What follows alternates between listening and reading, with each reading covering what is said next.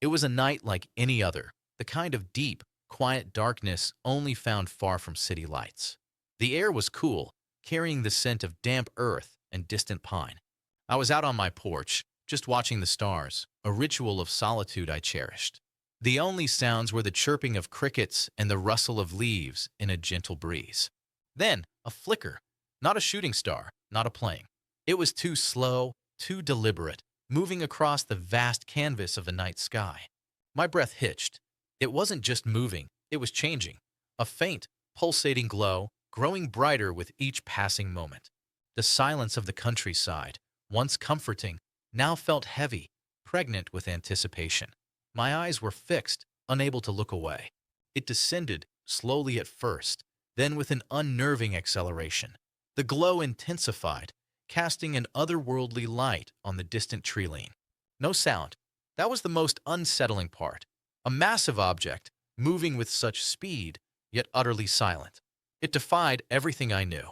It hovered directly over the old oak tree at the edge of my property. A perfect, silent disk, larger than any vehicle I had ever seen. The light from beneath it was blinding, a pure, vibrant cyan that painted the field below in stark, alien hues. It was beautiful, terrifying. I could feel a low hum now, a vibration more than a sound, resonating deep within my chest. It was as if the air itself was alive.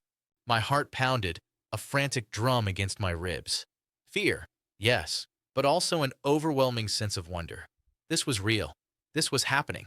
Then, a beam of light, narrower and more focused, shot down from the center of the craft, illuminating a small patch of ground near the oak.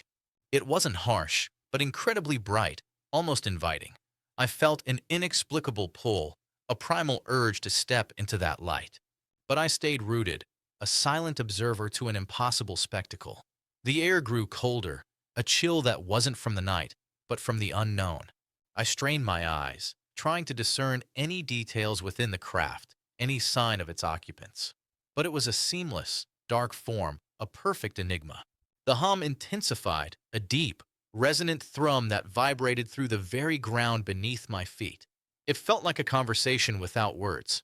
Then, as suddenly as it had appeared, the focused beam of white light retracted.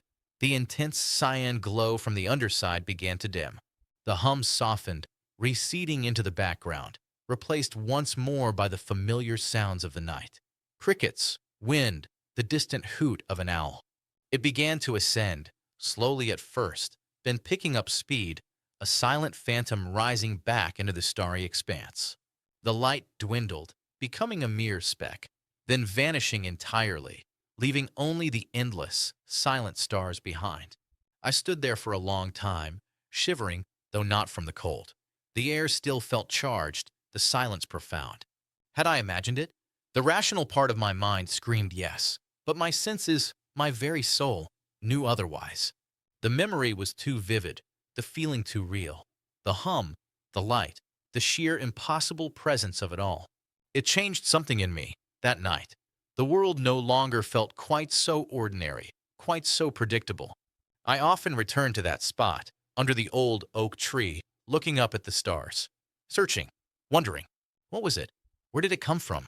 And why did it choose that quiet, unassuming field on that ordinary night? The countryside holds its secrets well, but some, once revealed, can never truly be forgotten.